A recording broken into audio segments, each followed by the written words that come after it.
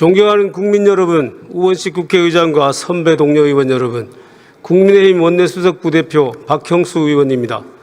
저는 오늘 헌법재판관 후보자 지명 철회 촉구 결의안 상정의 편파성과 부당성에 대해 의사진행 발언을 하기 위해 이 자리에 섰습니다.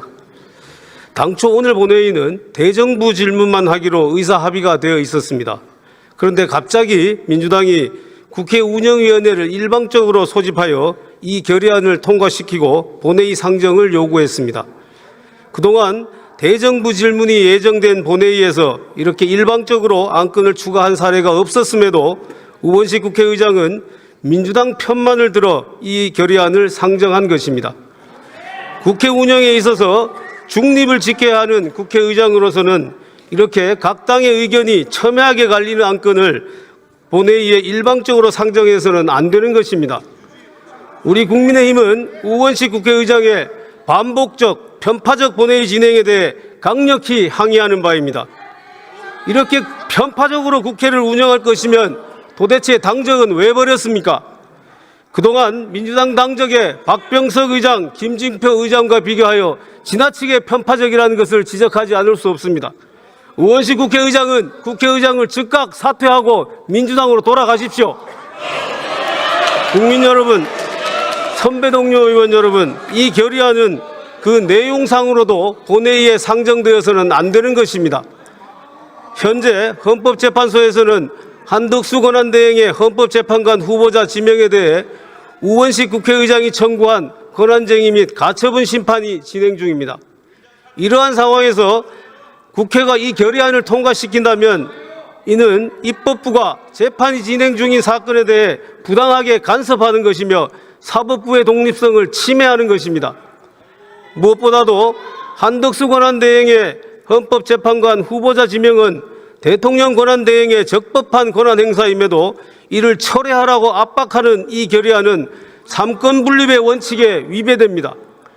기본적으로 우리 헌법에는 대통령 권한대행의 권한행사의 범위를 제한하는 아무런 규정이 없습니다. 따라서 헌법교과서에도 입법조사처 보고서에도 권한대행의 권한을 제한할 헌법적 근거는 없다고 기술되어 있는 것입니다. 프랑스 헌법의 경우 대통령의 국민투표 부의권과 국민의회 해상권은 권한대행이 행사할 수 없다고 명시되어 있는 바, 이렇게 헌법에 명시되어 있지 않은 한 대통령 권한대행의 권한 행사는 제한되지 않는다고 봐야 합니다. 헌법학계에서도 대통령 권한대행의 권한 행사에 대해 무제한설, 현상유지설, 거리, 사고, 구분설 등이 주장되고 있으나 이 세 가지 학설 중 최소한 두 가지 학설이 대통령 거리 시에는 권한대행의 적극적 권한 행사가 가능하다고 보고 있습니다. 그리고 이러한 학설들은 권한행사 범위에 대한 명문 규정이 없는 상태에서 헌법적 관례도 없을 경우를 상정하고 논의되는 것입니다. 그런데 최상목 권한대행 당시 민주당은 온갖 수단을 동원하여 헌법재판관 임명을 압박하고 강요함으로써 대통령 직무정지 상태에서도 2명의 헌법재판관을 임명하도록 하였고, 대통령이 거리된 후에도 한덕수 권한대행으로 하여금 40여 후보자를 헌법재판관으로 임명하도록 하였습니다. 이제 민주당에 의하여 대통령 직무정지나 거리 여부에 상관없이 대통령 권한대행이 헌법재판관을 임명할 수 있는 새로운 헌법적 관례가 자리 잡게 된 것입니다. 그럼에도 이제 와서 한덕수 권한대행의 적법한 헌법재판관 지명을 철회하라고 하는 것은 전형적인 내로남불이 아닐 수 없습니다. 우원석 국회의장은 권한쟁의 심판에서 한덕수 대행의 헌법재판관 후보자 지명 행위로 국회 인사청문권이 침해되었다고 주장합니다. 그러나 이는 억지 주장에 불과합니다. 한덕수 대행이 지명한 2명의 헌법재판관 후보자에 대한 인사청문회는 우원식 의장과 민주당이 마음만 먹으면 언제든 실시할 수 있습니다.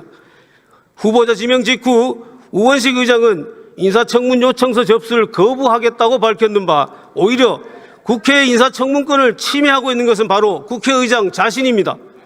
도대체 누가 국회의 인사청문권을 침해하고 있다는 것입니까? 우원식 국회의장은 헌법재판관 후보자 지명 철회 결의안 상정의 부당성을 지금이라도 명확히 깨우치고 해당 안건 상정을 철회.